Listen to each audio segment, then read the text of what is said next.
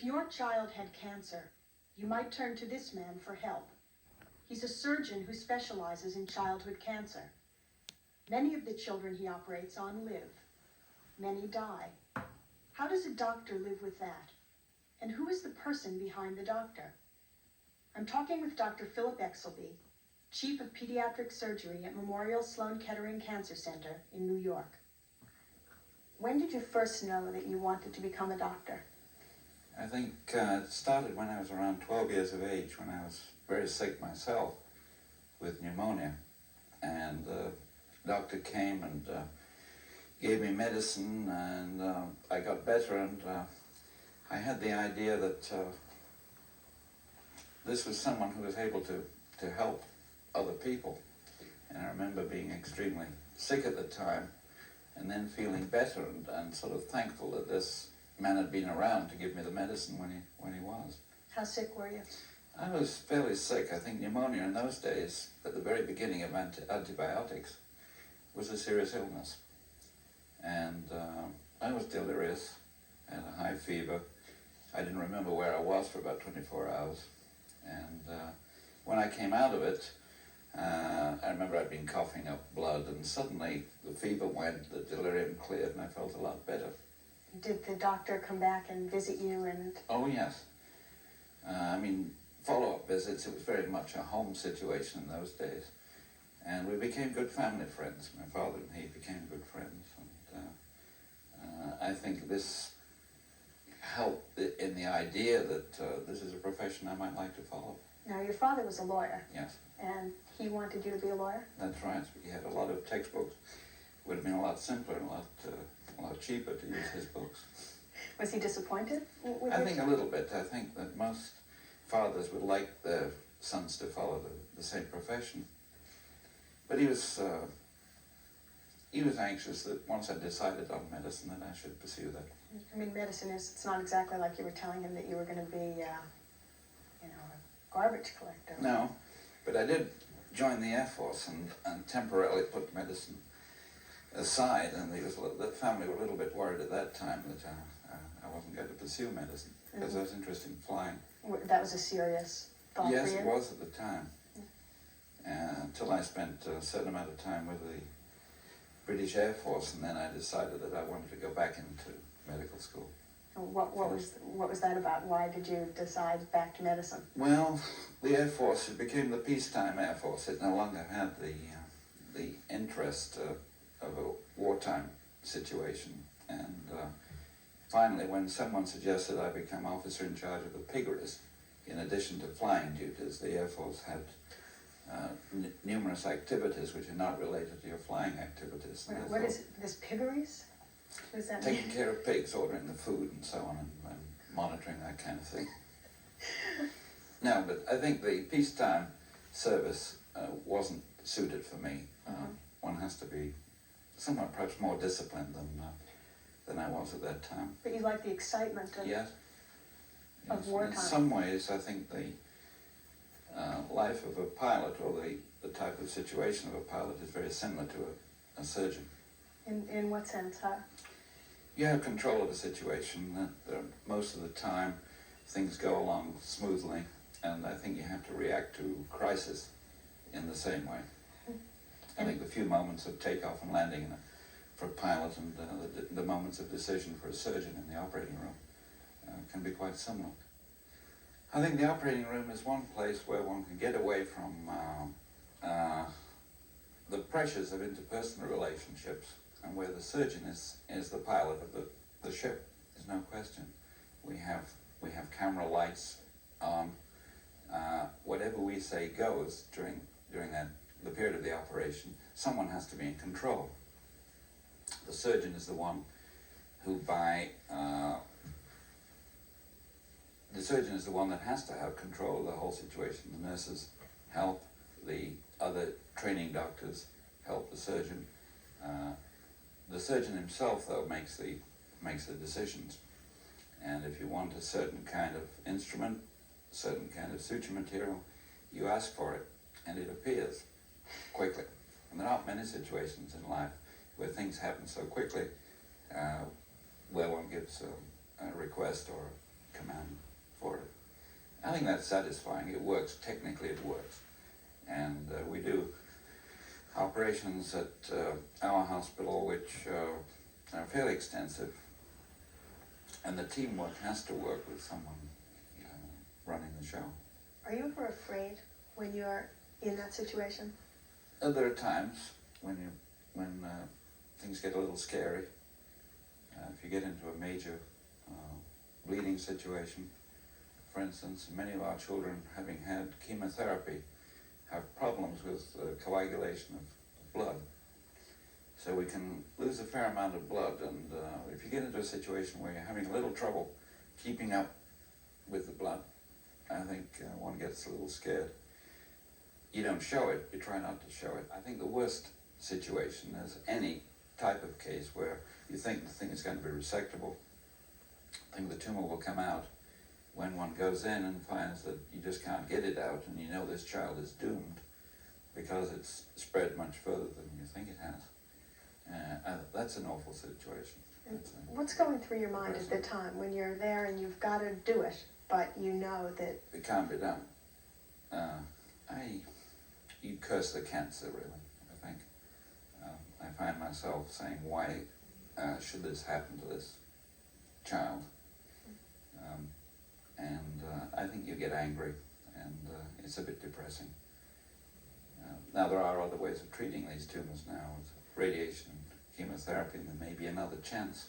Yes. But there are certain situations where you know that they're not going to respond to the other treatment, and the chance is over for that particular child, and that can be depressing. I would think that it would be very important for you not to really feel very close to this child going in. I mean, how do you reconcile that? It's difficult to say. That some children one gets close to, it's just inevitable that the personalities click. They're people, and they're human beings, and you have a very close relationship with them. And I think one tries as much as possible to maintain a certain amount of distance, but still be friends with them.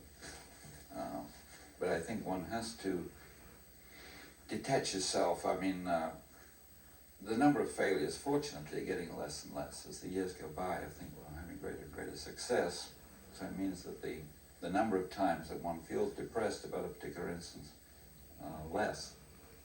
On the other hand, there are certain kids that just get to you. I mean, the courage of a child is something quite remarkable. Can you tell me about a child who really got to you? Yeah, we had a child in the hospital who had his bladder out already.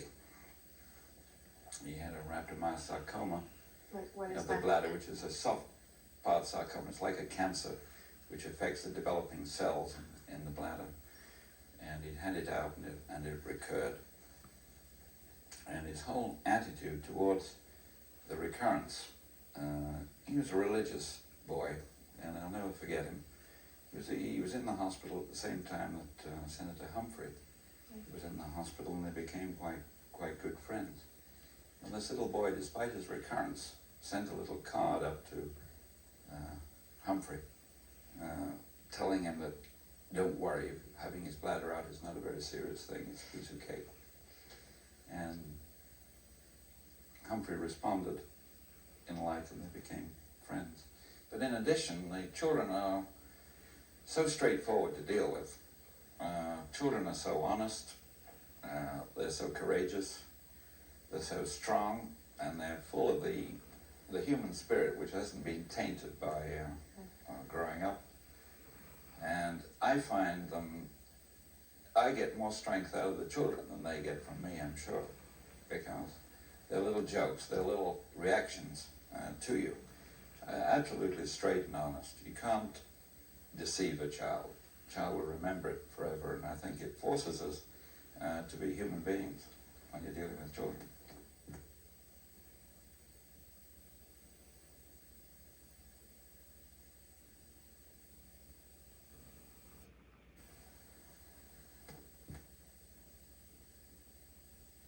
Can you give me an example? You say that you really gain strength from the children, and that they're so straight that you can't pull anything over on them.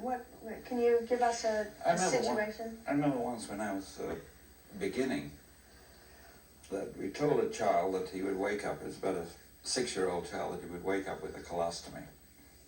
And a colostomy is? A colostomy is an opening for the bowel. And we told him we'd get the tumor out, we'd have to then bring out the bowel as an opening. So when the child woke up, we couldn't get the tumor out. It was inoperable, so we didn't make the colostomy. So when the child woke up, first thing he said, "No, I don't have a colostomy." He said, "You couldn't get the tumor out, could you?" Which is incredible, you know.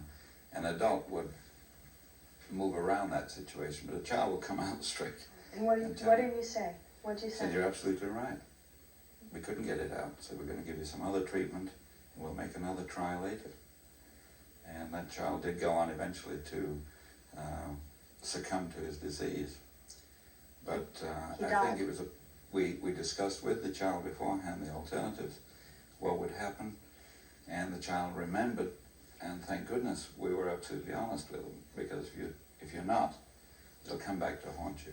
Taking this kind of work home with you, or going home after this kind of work, must be quite a trick. How do you make that transition? What happens when you go home? Well, usually I'm more angry at the traffic on the Harlem River Drive, and I get home, I think, sometimes more irritated by the driving, by the commuting, than by the day. I think most of the time one learns to adapt to the situation, so I hope I don't carry an awful lot of frustration back to the family. No question, on occasions I do. Sometimes days go so badly, a series of events and so on, that it's hard to get rid of all that frustration in one day, and there's no question that I carry some of that back home on occasions. I try, however, to diffuse it if I can, and talk to my family like anyone else talks to their family about the problems that they've got. You have 2 daughters. 2 daughters. And you've been married for about 20 years? That's correct. And how has your wife dealt with the kind of commitment that you have to your work? I think she understands. She was a nurse and still is doing some nursing, again, now the children are grown.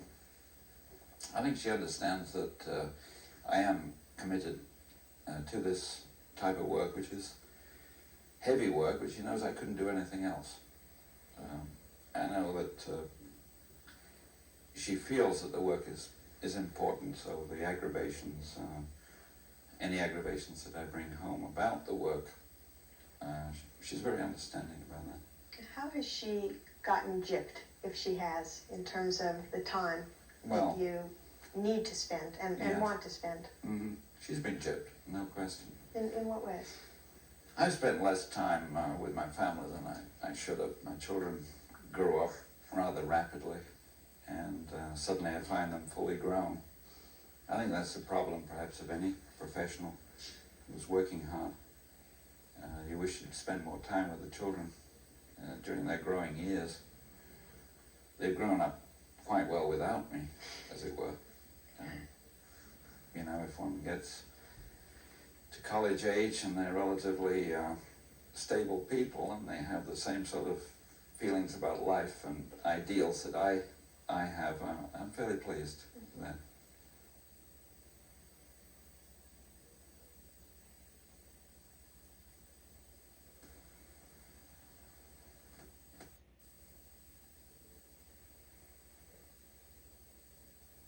Your wife, whom I spoke to, had a conversation with about a week ago, said that you were very contained about your work, that that for the most part you were, but that she guessed about once a month you would come home and just cry. Is that an exaggeration? Is it? Crying, I think she means figuratively. I don't think, tears roll down my face. But there's no question that periodically something will come along which affects you much more strongly than something else. The death of a particular child that you've been very close with that was perhaps unexpected, family that you became unduly involved with. But I think I'm depressed. I think I retreat to my room and stay by myself. I don't think I cry openly, although one feels it very deeply inside I sometimes. want to go back to one thing you were talking about, going home and sometimes being more frustrated with the traffic than with your day, but that there was agitation, and Yes. I want to know what makes you lose your temper. I think injustices. I think if someone, I think first of all, you have a sort of level of edginess if things just haven't gone right. Unexpected bad results. I think something that should have gone okay, somehow something goes wrong. That, for some reason, makes me edgy. And then on top of that, a trigger, something happens. One of the children drops something, or I can't find a tool for a little bit of carpentry or something around the house. Then I may blame the child when it's really the edginess of the day that's done it. Your wife mentioned something about your daughters using your razor. Oh, yes. Yes, little things. These are really trivia, I suppose, but I suppose it reflects where you are in your whole anger situation. I hate to find the top of the toothpaste not screwed on, for instance. And I don't like to pick up a razor and find it dull because someone's been shaving my legs. I don't think I get insanely angry over this, but it's irritating. And maybe this goes back to what you were saying about your love of being in the operating room where everything works so. I like things to be in their place. And if one goes and looks for something, and you find it, and it's in the condition that you expect it to be in. If someone hands you a knife in the operating room, you expect it to have a new blade and to be sharp. If I get a razor out of the cupboard and someone's used it, that's like getting a used knife in the operating room. Does working in this field form someone's attitude toward death? Death has no, I don't have any morbid fear of death. Sometimes I think I'd sooner be hit by a Ferrari crossing Park Avenue than have to go through a long, protracted illness.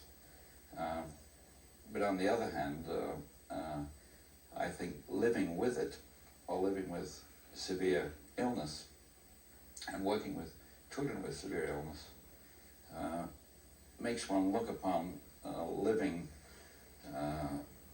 joyously, or whatever you want to put it, each day, because life is very finite. Thank you very much for being here today. Great pleasure. Thank you very much.